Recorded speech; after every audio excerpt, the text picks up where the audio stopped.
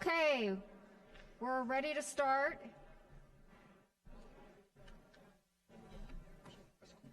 Okay. Okay. Thank you, everybody. We're going to start with DA Amory Schubert. Thank you. So after the last 2 years of court proceedings, many people have asked and wondered, really, who is Joseph DeAngelo? Is he a feeble, old 74-year-old man? Is he psychologically impaired? Is he physically impaired? Is he even competent to stand trial or to enter those guilty pleas we saw on June 29th when he rolled in a wheelchair and feigned feebleness? The answer to those questions that so many people have wondered for the last 2 years lies within the definition of a sociopath. A sociopath, in our world, we understand, is a person who has no respect for the rights of other human beings, no respect for the law, no compassion, no empathy, no remorse. He is a person who lacks a conscience or a soul. And under the definition of a sociopath, he is a person who lies, deceives, and manipulates others for no other reason than personal gain. Over the last 2 years, since the first day he was wheeled into a courtroom for his arraignment in a wheelchair in April of 2018 to the day of his plea on June 29th, to this entire week, sitting stone-faced in front of the world, each of us has witnessed a sociopath in action. The truth of who Joseph DeAngelo is lies not just in what happened in the courthouse, but what has happened in his jail cell. One only needs to look back a few months from today to see the real Joseph DeAngelo. We, as part of this team, felt that it was critically important to show the victims, the public, and perhaps the world, this sociopath in action. And I again would remind you of how things unfolded on June 29th when he pled. This is only a snippet of a CD anybody wishes to have at the end of these proceedings of his actions within his jail cell.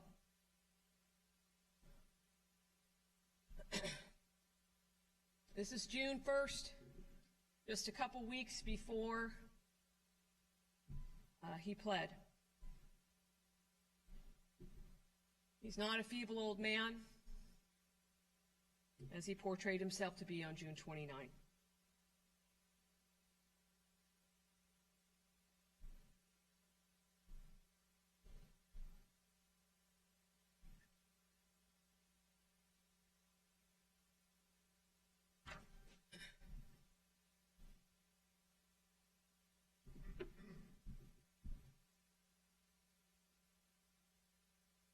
The next video I'm going to show you is from June 17th, just 12 days before.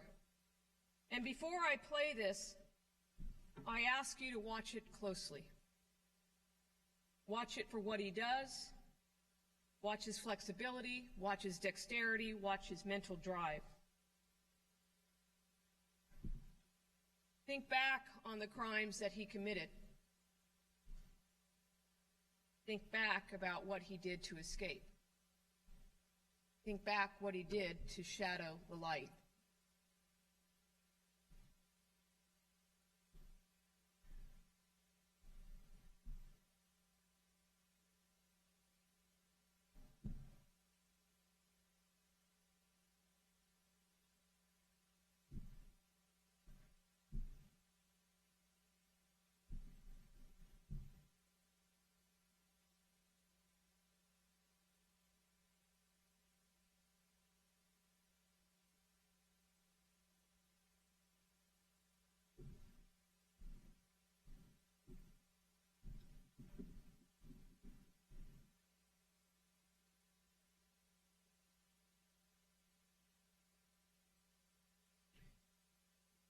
Mr. Totten reminded us a few minutes ago of how Mr. DeAngelo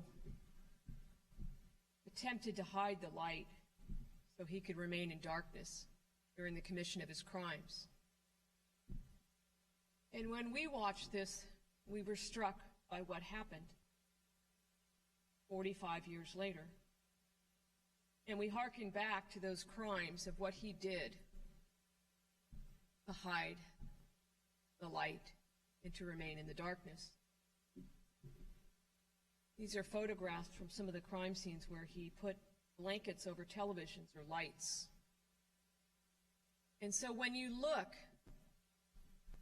back in time 4 decades and you now stand in the presence of 2020,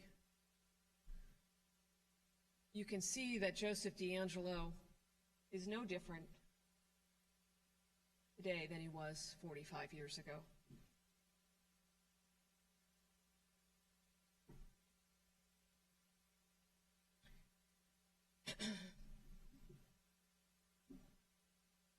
And lastly, just a couple weeks ago, as you see on the top there, again, he's moved to a new cell, I believe, and he's got light once again covered with papers.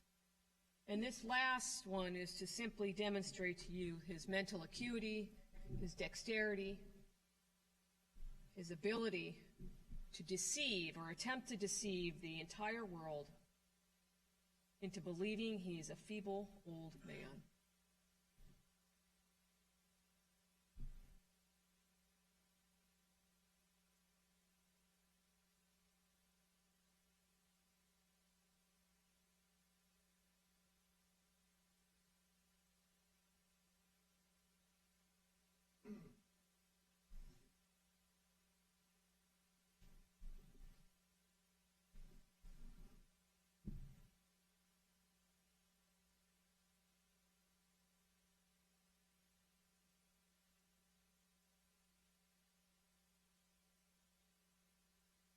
These are just snippets into the window of the mind of a sociopath.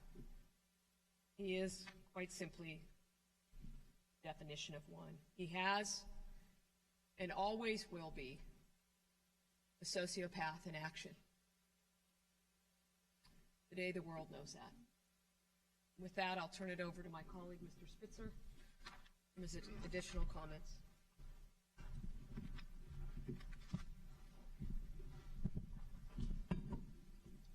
You know, we've talked so much about this case over the course of many months, and today really is and was the sentencing. And I made a comment earlier about just how proud I am to have worked with these prosecutors and their teams. To all the victims, I just want to say something. I know you know this, but I don't think the public understands sometimes just the fact that there was dogged perseverance and people never gave up to solve this case. The law enforcement community, I personally, and I know my colleagues, because we are part of law enforcement, that I want to congratulate them publicly. And I want to do it because I've talked to so many of the victims, and certainly the victims from Orange County, and I know just how thankful they are. And these are dedicated people. Many were retired, came back into public service to help solve this case.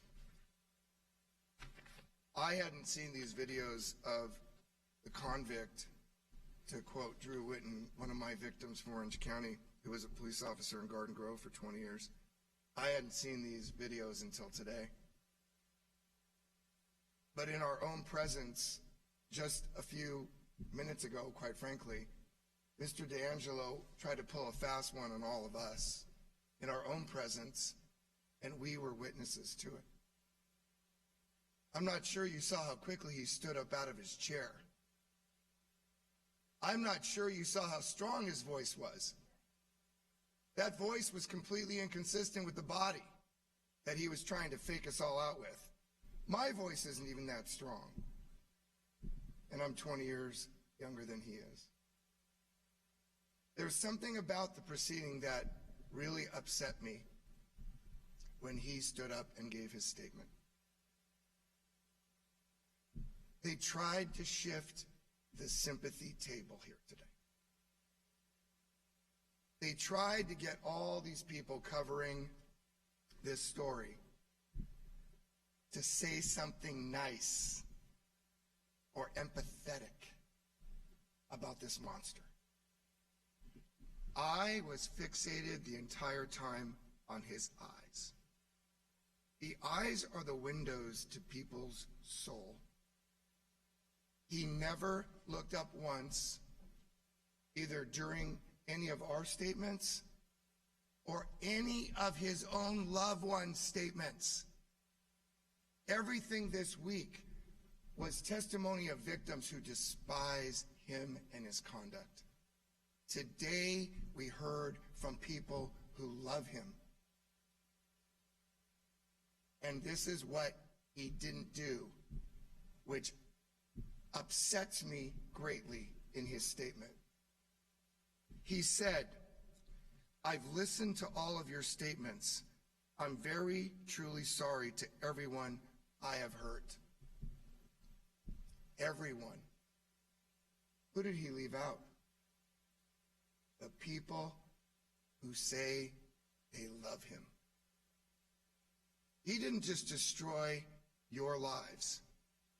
Could you imagine being the daughter of James DeAngelo?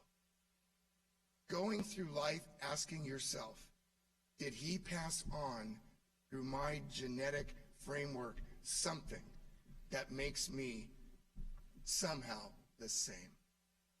Or his former wife, the betrayal to their marriage and that relationship.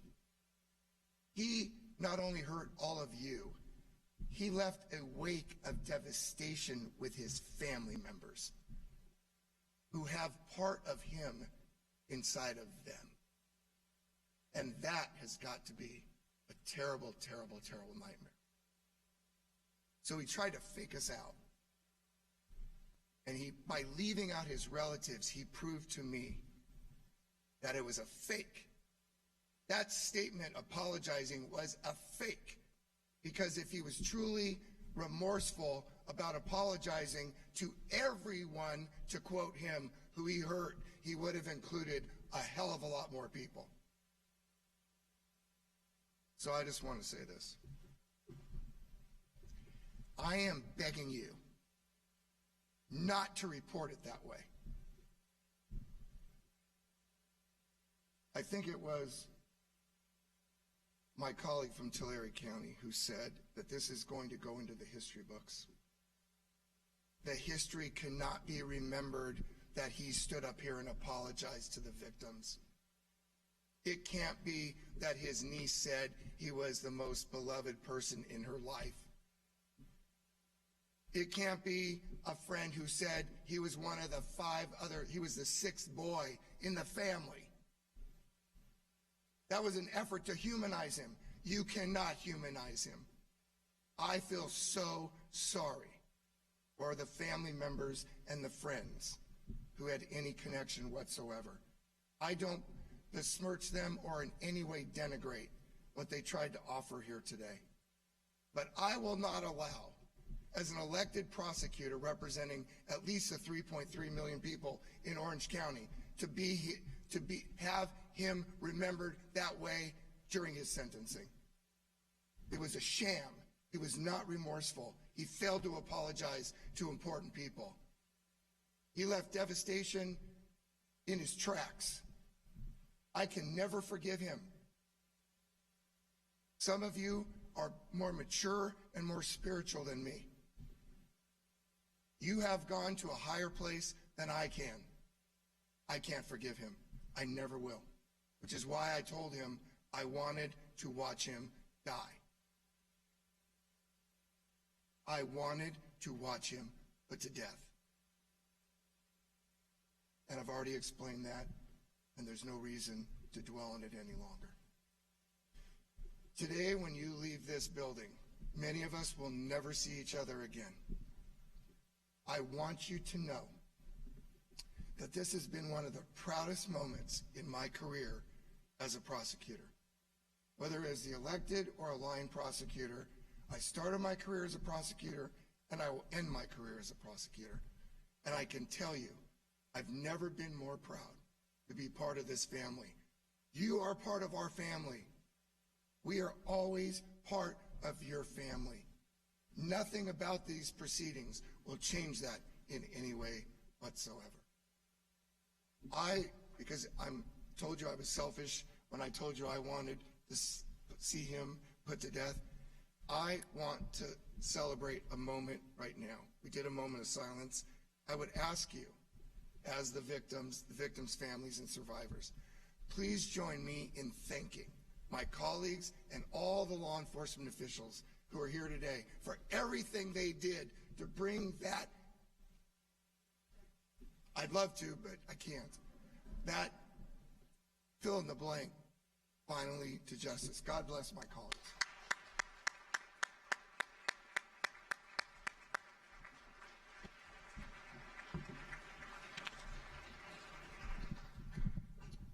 I'll invite any of my other colleagues up that wish to give a statement. D.A. Dudley.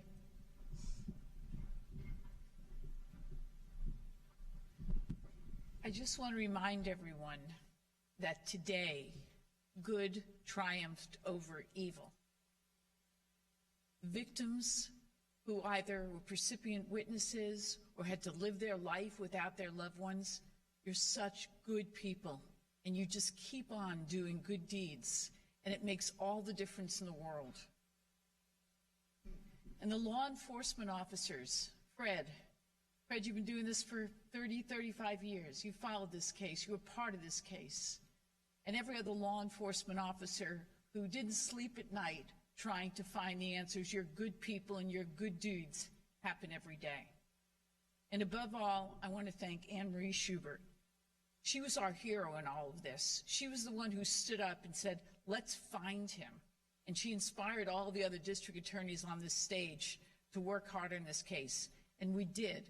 And Anne Marie Schubert, if it wasn't for you, none of us would be here today. Thank you. Thank your team.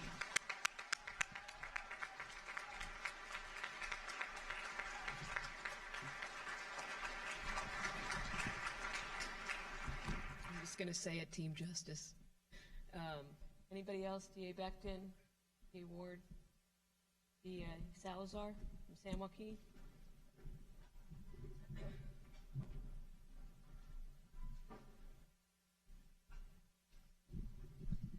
Good afternoon. On behalf of San Joaquin County, we would like to thank District Attorney Anne Marie Schubert, her team, her victim advocates, her investigators, my brothers and sisters from neighboring counties for their teams and their hard work and dedication to making this a day of justice, a day of truth. But most of all, I would like to thank you, each and every one of you, the victims, the survivors, families. Today is not about him. Today is about you. We're in a country that needs heroes. It needs people to admire and respect, to look up to and to believe in, to know that there is hope and there is goodness. And you, as the victims, the survivors, and the family members, give everybody in the great state of California and the United States of America somebody to look up to, somebody to admire, somebody to believe in, somebody to thrive to be. 1 in 3 women will likely be sexually harassed or raped in their life. 5 out of every 1,000 cases will be reported. But today, you're going to change that.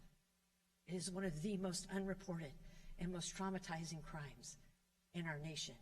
But today, you give the power to the 995 other women out there who couldn't raise their voice because of the fear of what would happen, the fear of reliving it.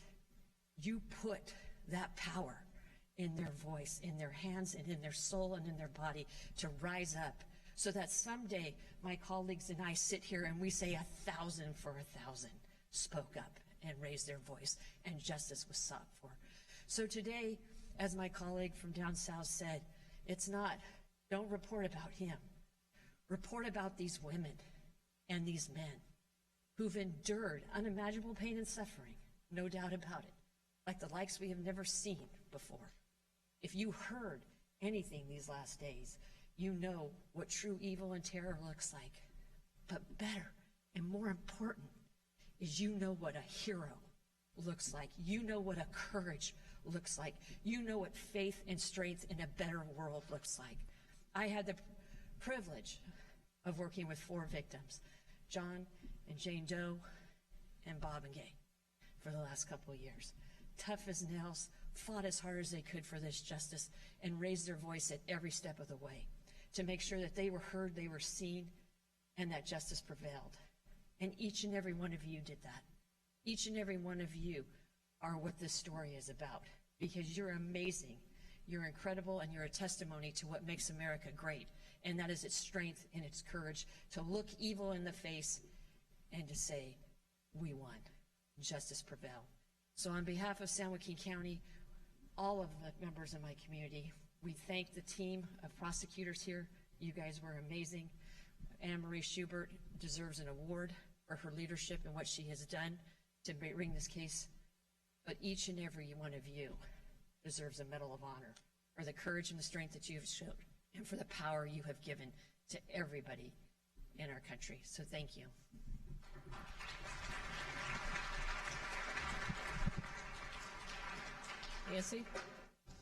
Nancy O'Malley, Alameda County. Thank you. I'm going to just echo everything that has been said already. I will tell you that for me today is I stand with all of the victims and with everyone else. I was there when this guy was raping women. I was in college as a victim advocate, and I went to the hospital with the victims. I talked to victims on the phone who were scared to death that they thought he was in their house. We lived in terror when he was on his reign of terror.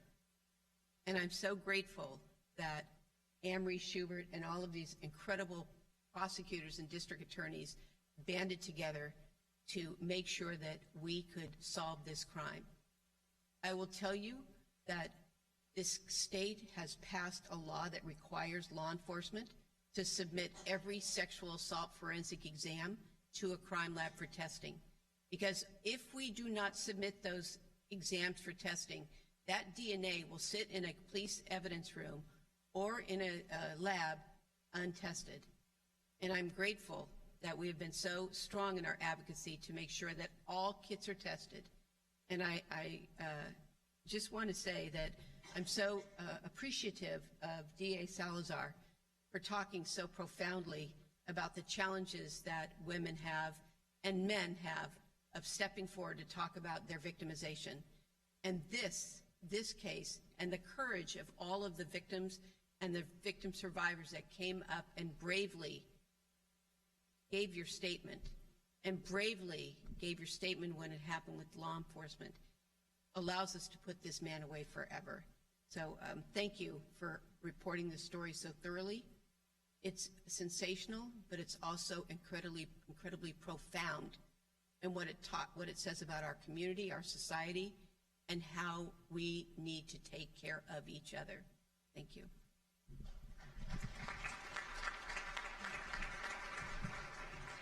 Okay, I think we'll take some questions. Anybody else? Have I missed anything? So, yeah, Take we're some going to. questions now. Shelley's going to be in charge of all this now. So anyone who wants to ask a question, please come to this microphone here. Please identify your media organization and your name.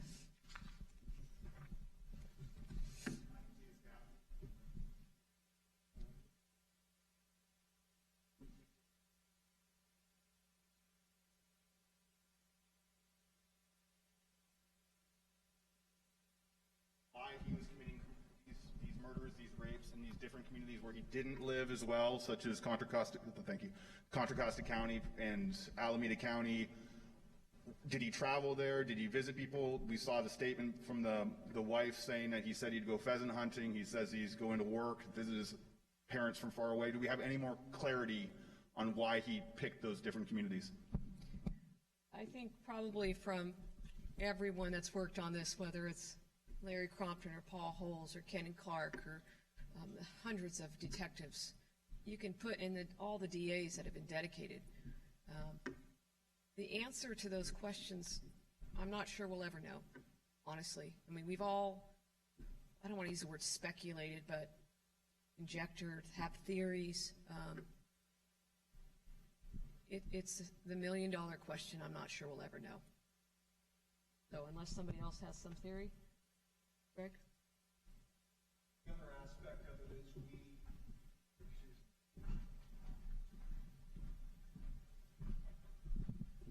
is this is a common question in major cases of this nature, and what you witnessed today was just the briefest of statements. And I think from a law enforcement perspective, I think we can all agree that we have no confidence that anything this predator would say about why he engaged in this type of conduct would be honest. I think, many other cases we've seen predators try to minimize their conduct or blame it on some circumstance of their childhood or some mental health condition. We have no reason to believe, notwithstanding some of the letters that were read to you, we have absolutely no reason to believe that this man suffered terrible trauma as a child. He lived a normal life. We have no reason to believe that he will ever tell us the truth. And if he does make a statement, we would tend to doubt the veracity of that statement.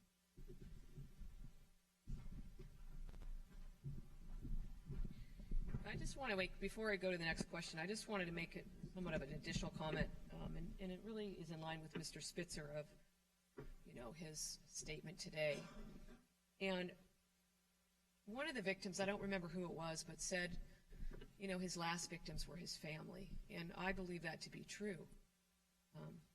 And we heard some statements today, but I would remind folks that while some folks said he was a normal teenage boy in their neighborhood or group, he was a teenager who was blowing up animals, breaking into homes, and learning how to become a serial rapist and a serial killer.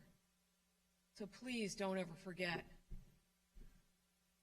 who the real man is. I'm Rowena Shaddix from Fox 40. Is the work on this case completed? Because I've spoken to one of the special agents that investigated this in Sacramento, and he said there were still rapes, murders that he believed was linked to Joseph DeAngelo, but hasn't been proven yet. I mean, I think we'd all probably collectively say, and many of the folks like Erica Hutchcraft from Orange County, Paul, Ken Clark, Larry Poole, who have dedicated their lives, I mean, we know what we know. Rowena, that's where'd you go. We know what we know. We know, because of the power of the data bank that the Harringtons brought to us, we know what's been put into it, and we know what's been linked. Does that mean that there are not other crimes out there? Absolutely not. I don't believe we will ever know the magnitude of what Mr. DeAngelo did.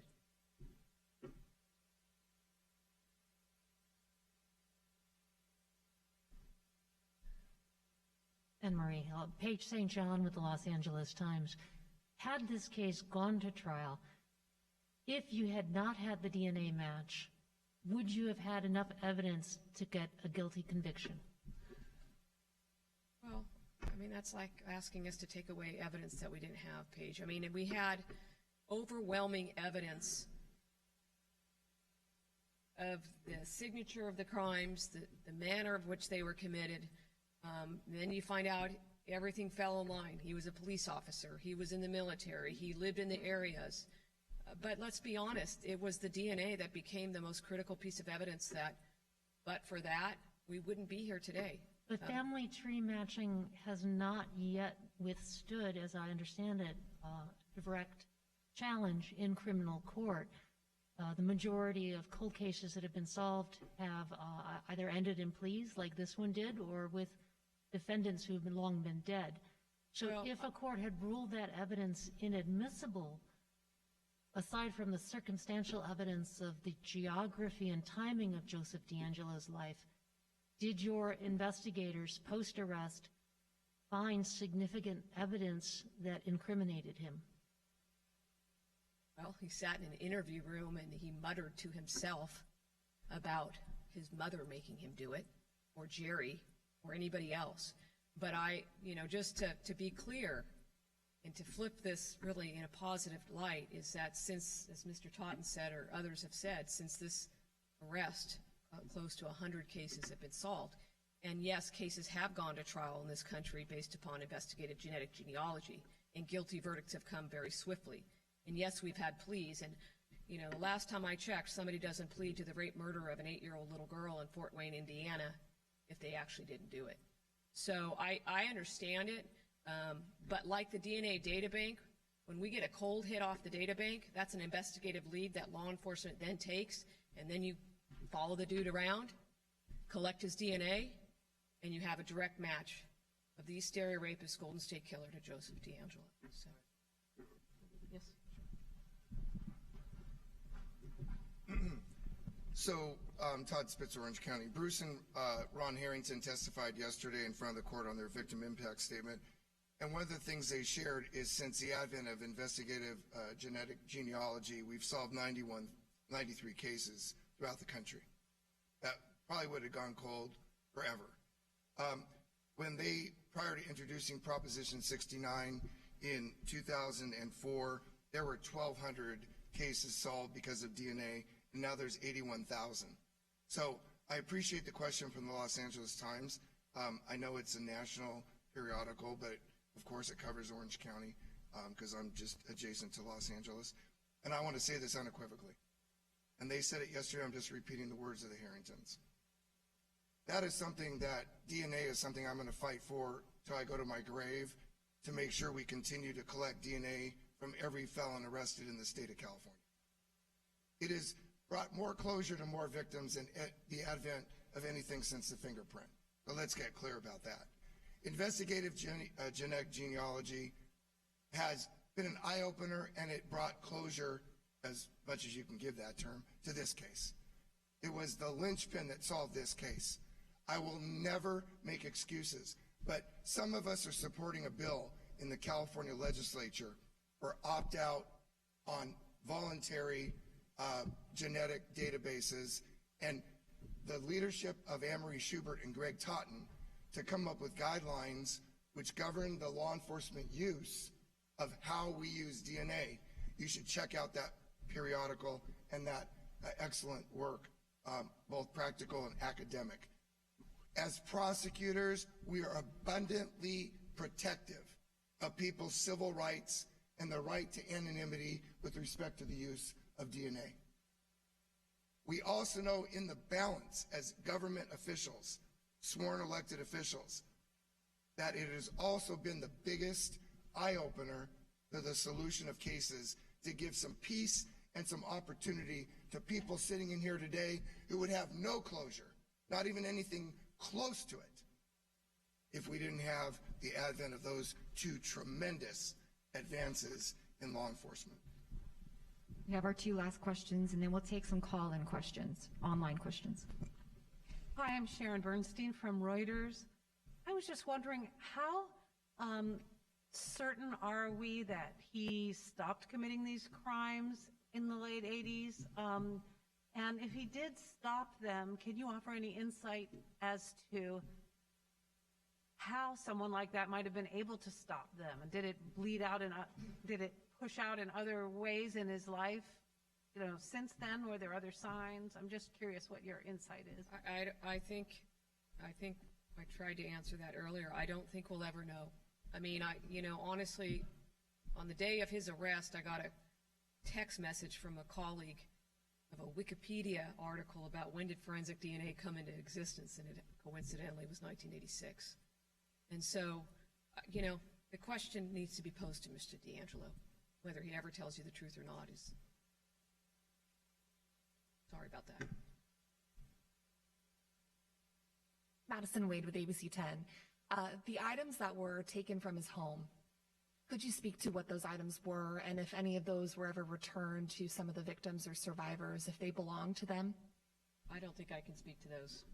I don't think so. I don't know about Amy or Tin or any of the other prosecutors, but I don't think it's, at this point, I don't believe the arrest warrant or the search warrants have been unsealed from the court, so I don't think it would be appropriate to comment at this point. Maybe someday, though. Thank you. We'll now take a few online questions. This question is from Margaret Carrero with KNX 1070 in Los Angeles. This is to any of the district attorneys. What are your thoughts on DeAngelo saying that he was sorry? One more time, sorry. What are your thoughts on DeAngelo saying that he was sorry? I think Mr. Spitzer made it clear.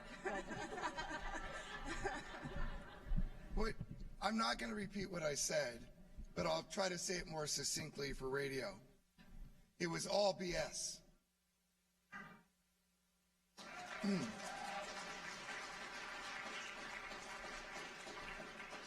The next sentence is, you don't stand up here with any sincerity to the victims and say you're covering everyone and fail to talk about your own family members who you betrayed.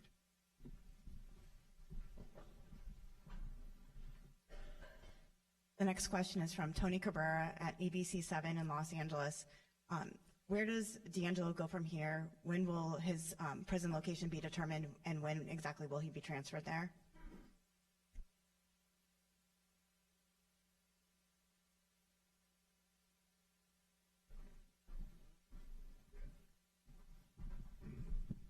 Typically, were it not for COVID-19, an inmate like the defendant would be transported to Tracy prison, where he would go through a screening process and eventually placed for a longer term stay.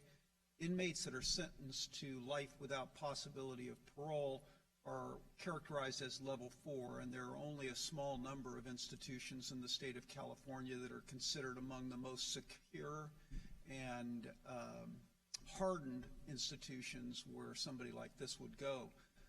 We don't know where he will end up. We also know that at the current time, because of COVID-19, the California Department of Corrections and Rehabilitation is not accepting inmates, sentenced inmates. Most jails, I know my jail in Ventura County, I think has close to 80 inmates that have been sentenced to prison that have not yet been transported, and this is becoming an increasing problem around the state for the administration of local custody facilities. And unfortunately, Mr. DeAngelo is a beneficiary of this circumstance, but ultimately we intend to make sure that he winds up in an appropriate institution for the magnitude of the crimes he committed and the character and the evil nature of this man. Okay, so that concludes the press conference. There will be interviews with some of the elected DAs, I think some of the victims. We're going to take about a 15-20 minute break. And then there's our CDs up here with the full video up on this table. Thank you. Yes, they're all the same.